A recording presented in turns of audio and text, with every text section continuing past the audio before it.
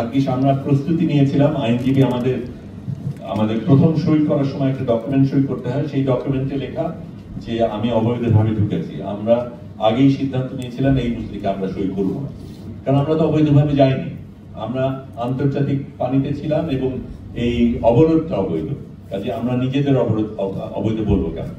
সেটা অবশ্য আমরা আইনজীবীদের সাথে আলাপ করে নিয়েছিলাম। আরেকটা ফর্ম ছিল, সেটাও কিছুটা ওই রকমের, এই দুটোর কোনোটাই আমরা সই করবো না বললাম। তৃতীয় একটা ফর্ম যেটা আইনজীবী আমাকে অবশ্য বলেছিল আইনজীবীকে পাওয়া যাচ্ছে না, বলছে আমি আইনজীবী ছাড়া বসবো না।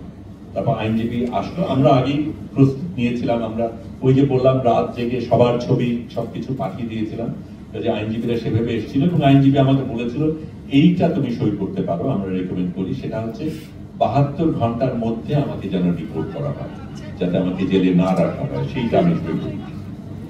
তো সেই জায়গাটা হওয়ার পরে আমাদের অনেকগুলি ধাপের পরে আমাদের একটা বাসে উঠানো হয়। সেই বাসে এরকম আমরা একদম ঠাসাঠাসি 4 জন পাশে বসতে যেরকম হয়, ওইটার আমি মেপেছিলাম, যদিও পট্টি দেওয়া ছিল, আমি ফাঁকতালে আমি এটাকেও একটু ম্যানেজ করে, পট্টিকেও ম্যানেজ করে আমি দেখতে পেরেছি যে কারা ছিল তাতে আর কি বোঝা যায়নি, কিন্তু 4 জন আছে, আকারটা ধরতে পেরেছি।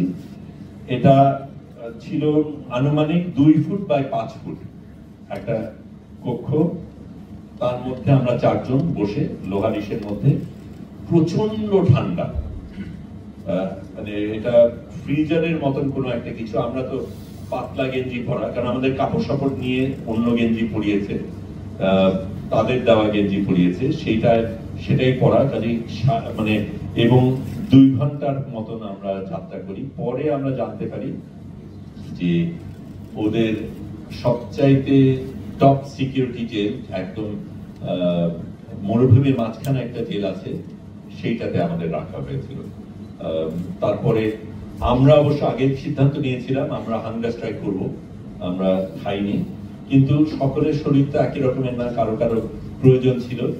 এই 2.5 দিন আমরা যেখানে ওখানে ছিলাম, জেলে ছিলাম, সেই সময় 1 প্লেট খাবার দেওয়া হয়েছে, যারা খেয়েছে তাদের, আমরা খাইনি।